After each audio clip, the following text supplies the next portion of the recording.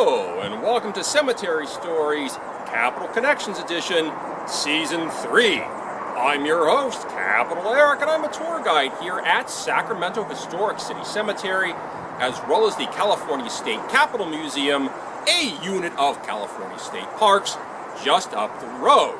And today I'd like to tell you about one of our permanent residents here at the cemetery, someone who is connected in life or in death with the state capitol or federal or local government.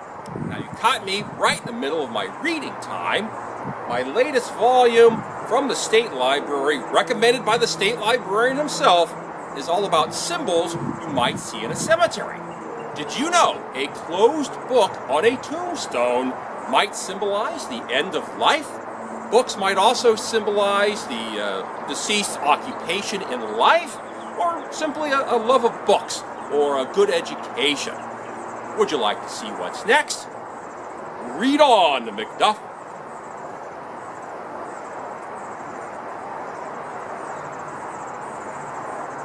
That's a good one.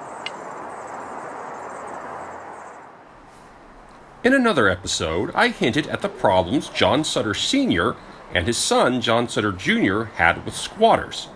Another man who didn't end up well at the hands of Sacramento squatters was Hardin Bigelow, the first elected mayor of the city.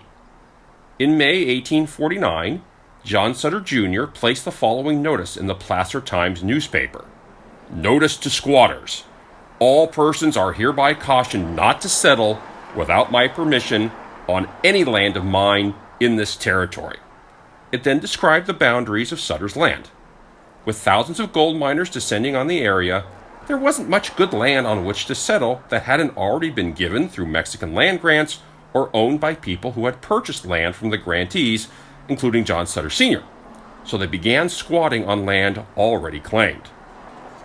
One argument put forward for this action was that the elder Sutter's land grant did not go as far south as Sutter claimed, and so did not include what would become Sacramento City, and it was therefore public land for the taking. This theory was put to the test when Z.M. Chapman, squatter, erected a house on land claimed by a private company, Priest, Lee and Company. The company could not provide sufficient evidence that it owned the land, and so Chapman extended his claim. This emboldened another squatter, Charles Robinson, to build a house on someone else's land. H.A. Schoolcraft, who represented the property owner, petitioned the city to have the house removed, and so it was. Robinson brought a suit against the city, which he lost. At this, the squatters began to organize, feeling that their number would increase as more immigrants came to California to find an utter lack of free land to claim. Although washed out by winter flooding, the squatters returned in 1850, forming a squatters association. In May, a similar lawsuit was brought against another squatter. The squatter lost the case and was ordered to pay $300 in costs, about $10,000 today.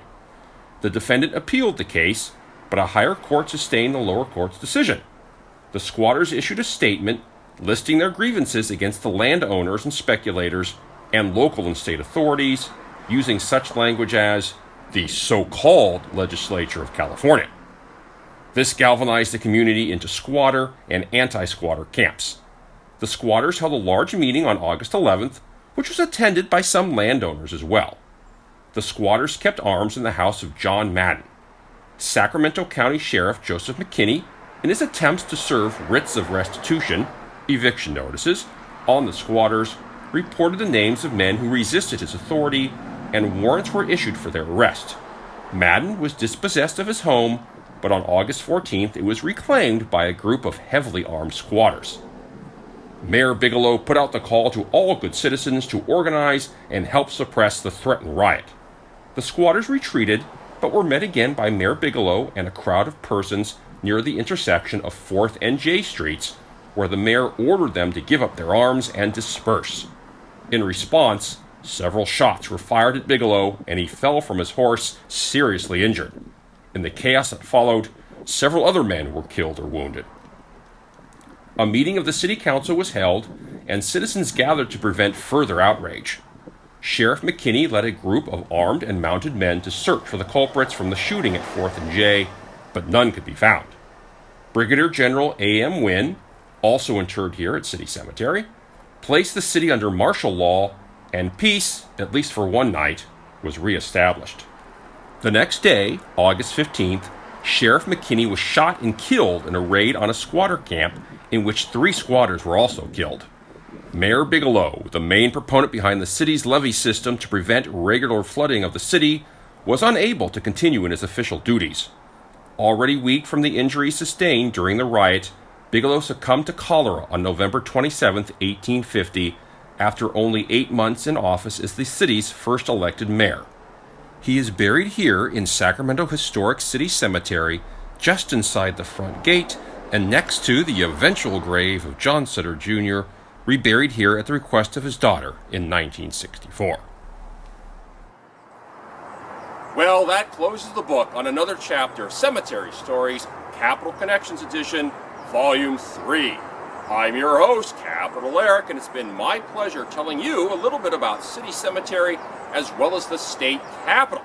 Now, unfortunately, during the pandemic, the California State Capitol Museum, a unit of California State Parks, is closed to the public. City Cemetery remains open for a solitary stroll or some quiet contemplation. Remember, keep up the social distancing, wash your hands, because it is better to be 6 feet apart than 6 feet under. Thank you very much for watching. I hope you enjoyed today's episode. Goodbye.